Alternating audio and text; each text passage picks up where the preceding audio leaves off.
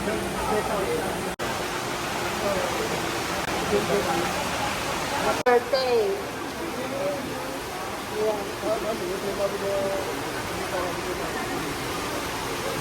Okay, because the sunlight, we can have sunlight about 7 to 8 hours, so the solar powers have a very good efficiency. There are only 6 persons in the 2 hectares working for the fishes. So ngayon nandito tayo sa grouper farm. Meron siyang 80 na ganitong ponds. So power dito ng solar panel. Nag-grow sila ng grouper o lapu-lapu na iba-ibang variety.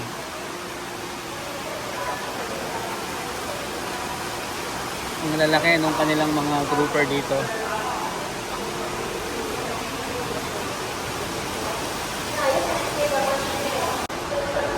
Yung akala natin hindi pwede itong ganito, pero makikita nyo dito, ayan, ang lalaki ng kanilang fish.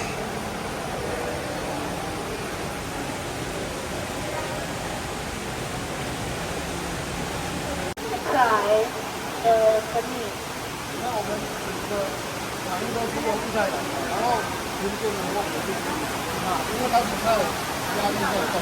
Dito galing yung oxygen supply. Oxygen still can work even the power was cut because the liquid oxygen was transformed by pressure, so they don't count on power electricity. Yeah. So liquid oxygen supplied by pressure. Ito namang pond na to ay dedicated sa eel. Kung kumakain kayo ng sa mga Japanese restaurant, ito yung unagi. Pero dito dapat medyo dark at saka salt water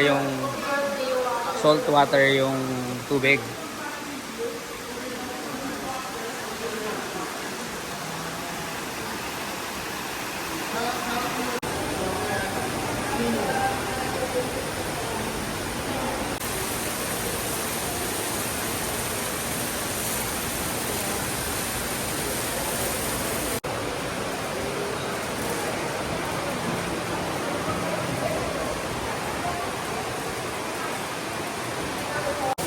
So ito naman yung mga breeder ng grouper. Ang lalaki niya.